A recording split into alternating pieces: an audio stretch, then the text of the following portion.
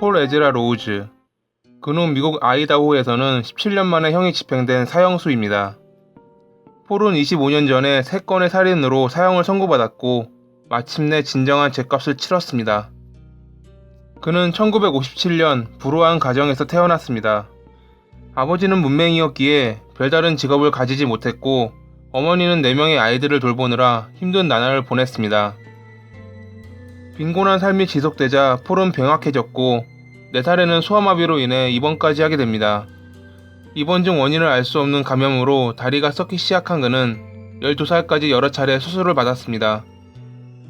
하지만 이미 감염된 다리는 손쓸 도리가 없었고 결국 그는 평생 절름발이 신세를 보내야 했습니다.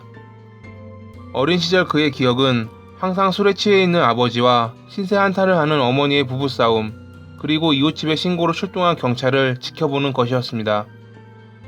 그는 이 모든 것에서 벗어나고 싶어 했고 지인들의 권유로 술과 마약에 빠져듭니다.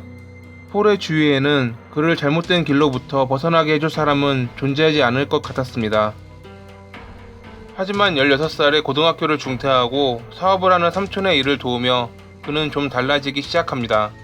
성실하게 일을 하는 그의 모습을 주변 사람들은 좋아했고 어느덧 그는 올바른 길을 찾은 듯 했습니다.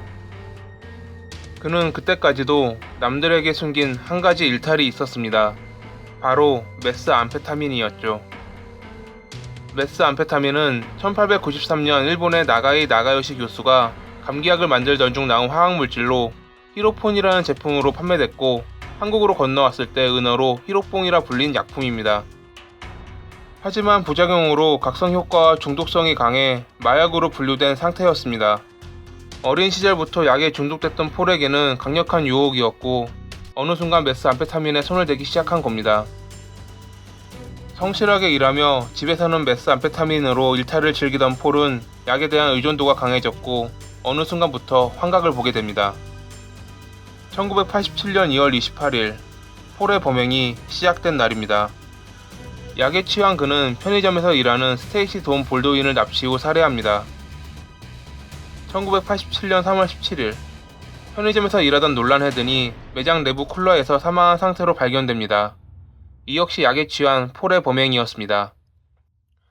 1987년 3월 19일 주차장에 있던 수잔 미셸 바커를 납치한 폴은 그녀의 계좌에서 돈을 인출한 뒤 살해합니다. 사람이 없는 시기에 인적 드문 장소에서 범행을 저질렀기에 경찰은 범인을 특정짓지 못하고 있던 중 차량 도난 신고가 들어오면서 폴의 실마리가 잡힙니다. 차량 도난 신고를 한 것은 다름 아닌 폴의 어머니 제시였습니다. 그녀는 자신의 포드 차량을 도난당했다 신고했는데 그때까지도 그녀는 폴이 그러한 범행을 저질렀을지 꿈에도 생각 못했다고 합니다.